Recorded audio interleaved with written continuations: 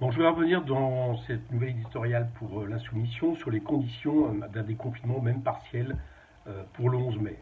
Ça fait suite à la conférence de presse hier du Premier ministre et de M. Véran, qui, une fois de plus, nous a laissé largement sur notre faim. Pourquoi? Parce que on ne peut pas rater le déconfinement du 11 mai comme on a raté en haut lieu la préparation du confinement et de l'épidémie, avec des retards à l'allumage, des informations manifestement très limitées, des décisions comme les municipales, j'ai entendu encore le Premier ministre hier s'en satisfaire, que c'est quand même incroyable par rapport à la réalité de contamination que ça peut provoquer. Et donc il faut veiller à ce que les gens qui vont être appelés à déconfiner, notamment dans les milieux, dans le travail, dans les espaces de travail, ne courent pas finalement les mêmes risques qu'ont couru tous les militants, les candidats aux municipales. Voilà, c'est-à-dire ça, c'est une responsabilité de l'État, pas seulement pour les gens en question, mais aussi parce qu'à partir du moment où ils sont contaminés, on imagine bien que l'épidémie reprendrait de plus belle, puisque hier, il a été admis qu'on était loin d'en voir la fin, tant qu'il n'y avait pas de vaccin, tant qu'il n'y avait pas de médicaments,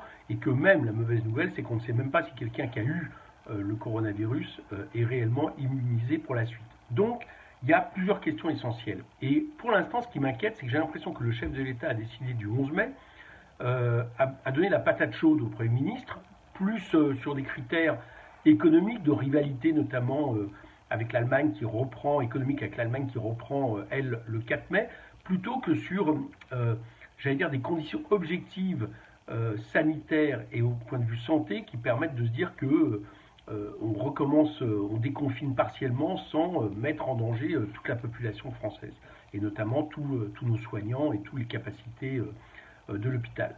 Donc ça, hier, j'ai pas eu de réponse à ça.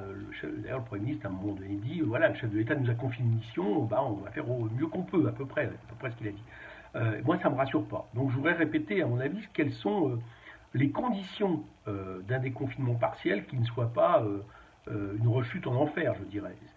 C'est la première chose, me semble-t-il, de ne pas ouvrir les écoles. Moi, ça, je ne sens pas cette question. Je ne sens pas cette question parce que aujourd'hui, les scientifiques sont divisés. Est-ce que sur le degré de contagiosité du virus par les enfants? Mais une chose est certaine, c'est que si on renvoie les enfants dans les écoles uniquement en fait pour de la garderie, il faut le dire clairement, pour les parents qui sont appelés à travailler, on court des risques pour les enseignants, on court des risques pour les enfants, on court des risques pour leurs familles, etc. Donc ça, j'ai un peu du mal à concevoir comment on a pu imaginer cette question, et j'ai cru comprendre cette semaine que le président du conseil scientifique se posait un peu les mêmes questions, à vrai dire. Deuxième chose, c'est les tests. Il faut 100 000 tests par jour. Ce que font les Allemands aujourd'hui, ce qui leur permet d'ailleurs d'estimer qu'ils ont contrôlé l'épidémie. Voilà, 100 000 tests, ça permet de déconfiner massivement, pas toute la population, mais pas seulement ceux qui ont des symptômes, ceux qui ont été en contact avec eux, à certains moments des populations entières si on estime qu'elles sont à risque, des personnes fragiles justement, et de faire en sorte que eh bien, ce dépistage permette de protéger ces personnes, de les soigner avant, mais aussi évidemment de protéger le reste de la population. 100 000 par jour, on en est loin. Il faut 3 fois plus de tests. Et j'ai eu du mal hier à comprendre comment l'État va les mettre en place. Quelle est la stratégie sanitaire, la stratégie de planification pour mettre en place ces tests? On est vraiment là-dessus en reste. Et puis troisième chose, c'est la protection. Bon. Là, c'est quand même la catastrophe encore affichée au niveau des masques.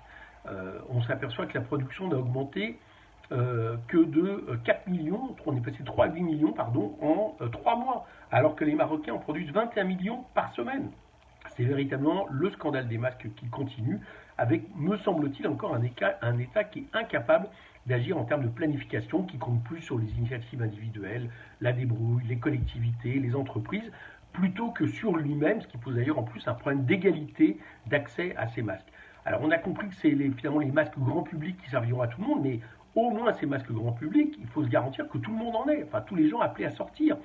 Euh, Tout le monde en ait, en plus avec, en revenant sur cette idée absurde qui aurait été de laisser confiner encore des mois une partie de la population, les plus de 65 ans, les personnes fragiles. Tout le monde doit pouvoir être déconfiné, même si les lieux de sociabilité sont pendant un certain moment limités. Et ces lieux de sociabilité, ça commence par le travail. Donc la revendication centrale, c'est que toute personne qui est appelée à aller travailler sur le terrain soit protégée non seulement dans les transports, mais sur les lieux de travail de la façon optimum, à la fois pour eux, une exigence normale, mais aussi pour les personnes qu'ils contamineraient à l'extérieur si eux-mêmes venaient à être contaminés.